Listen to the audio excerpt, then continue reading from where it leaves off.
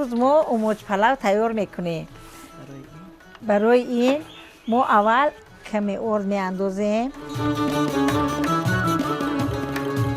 بعد نمک آب تیار کرده اینا کمتر آب کمتر میچوشه از نمک آب. بعد اومد رو تیار کردن میگیریم.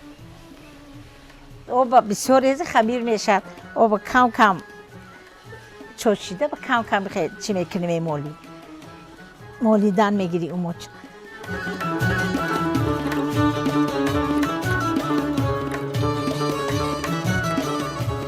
کمتر خیلی دشوارتر ایده بسیار چی میکنیم. آرد رو گرفته کمتر آب انداخته خمیرچه میشوریم. میمالی اوموچه تنگ میکنی در بالای گازت کوک میکنی میگیری.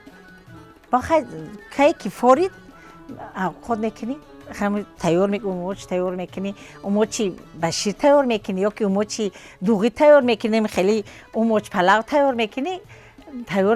خیلی میخری و دکو میخرن اما میخرن مزه همه رو میکنن. انا علاکه اوموچی ما تیار شد. حاضر علاوه دیگ رو گریان کرده از پای پختنی اوموچ پلاو میشویم. روغن رو میریزیم. بعد از آن گوشتمون رو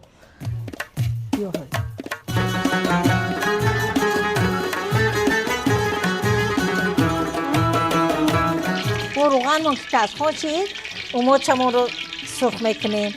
اوموچ رو گرفته بعد گوشت سبز پیاز علاوه که تیز باشد همون خمیر خاموسوز می شود. برای همین ما علاوه را نه اونقدر باید تیز مونیم. باید علاوه معتدل بسوزد و همین خمیر باید خوب آماده شود. یعنی درونش هم باید پخته رسد. بعد پخته رسیدن و یلکه در وقتی که ما را دم میپرتیم بعد در نتیجه دم پرتیدن بعد خمیر تیت نمی شود. یعنی گشوده نمی شود.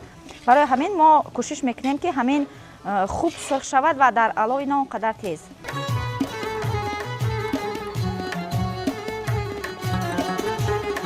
الکه خمیر ما سرخ شد. ما این را برداشته میگیریم درونی روغن. الکه گوشت رو علاوه میکنیم بر روغن.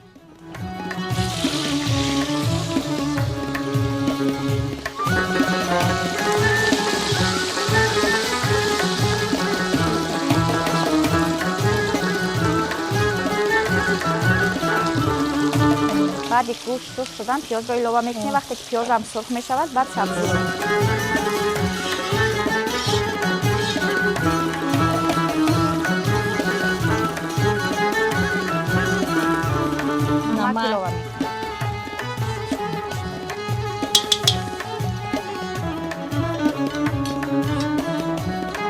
بعد سبزی رو تفت دادن ما آبش رو میریزیم. آبی جوشه بریز. وقتی که آبش میجوشد بعد آبش جوشیدن الکه ما نمک ویا میچشیم که بعد خمیر رو دختن وقتی که در خود میکشد الکه ما نمیدونیم که نمکش چگونه است. بعد نمکش تو وای مطابق وای کردن الکه ما اوموچای آماده کرده که در پیش آماده کرده بودیم به همین دیگ میاندازیم و بعد اوموچ آب کشیدن بعد دمش میکشیم. بعد آماده کش آب جوشیدن الکه ما وای میندازیم اوموچای پیش آماده کرده رو. انکه اوموچ ما تیار شد. آبش رو کشید. انکه دم میپرتاییم تا 10-15 دقیقه.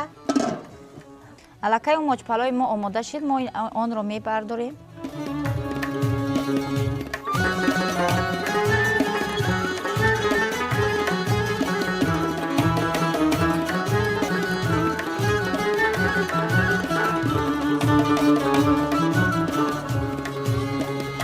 پیاز ریزه کرده شده و کبوتی ریزه کرده شده ما این را آرایش میدیم برای خوشمزه شدنش.